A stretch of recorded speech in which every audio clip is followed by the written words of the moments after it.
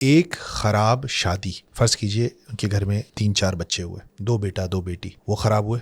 ان کے جو اسپاؤزز آئے چونکہ وہ انریگولیٹڈ ہو گئے، پرابلمٹک ہو گئے، ان کے 4 اور لوگ خراب ہوئے. ان 8 لوگوں کی جو شادیاں ہوئیں، ان 8 لوگوں کی شادیوں سے جو بچے پیدا ہوئے وہ افیکٹ ہوئے. ایک خراب شادی کا ڈیمیج نسلوں چلتا ہے اور ایک اچھی شادی کے فوائد بھی نسلوں چلتے ہیں. اس کو آپ پلیز انڈرسٹینڈ کیجئے.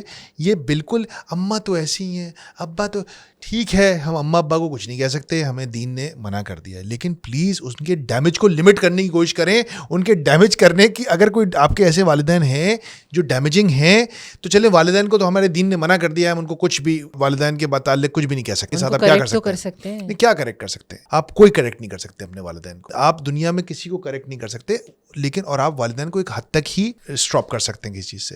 لیکن اگر والدین جیسے بھی ایٹ لیسٹ سبلنگز آپس میں بیٹھ کے اس چیز کو سمجھیں کہ ہمارا سورس آف پرابلمز ہم نہیں ہیں، ہمارا سورس آف پرابلم کہیں اور سے آ رہا تھا، اور وہ اس ڈیمیج کو، سائیکل کو بریک کریں. وہاں پہ آپس میں جب ریکگنائز کریں گے کہ یار ہمارے اما ابا کی میرج تھی خراب، گھر میں اگر ماں باپ آپس میں برسر پیکار ہیں تو ان کا جو کور پرپس تھا کہ معاشرے کے اندر ایک یونٹ کریٹ کرنا ہیلدی، وہ نہیں ہے. اب وہ آپس میں ہی ساری اٹینشن ان کی لگ رہی ہے اور وہ الائز ڈھونڈ رہے ہیں یا دشمنوں کو ٹارگٹ کر رہے ہیں. اب ہوتا کیا ہے کہ وہ ساری اٹینشن جو ہوتی ہے نا، 4 بچے تھے، 4 بچوں میں سے ساری اٹینشن فیملی کی، کمرے کی، گھر کی سک ہو گئی انٹو دا پیرنٹس. ماں باپ کا بنیادی کام بچوں کو پروان چڑھانا ہوتا ہے. Attention is the oxygen for their emotional well being. ان کی ایموشنل ویل بینگ کی آکسیجن ہے آپ کی توجہ. اگر جن بچوں کی آکسیجن نہیں ملتی ہے ان کی ایموشنل ویل بینگ کو، تو پھر وہ ٹیڑھے میڑھے ہوں گے.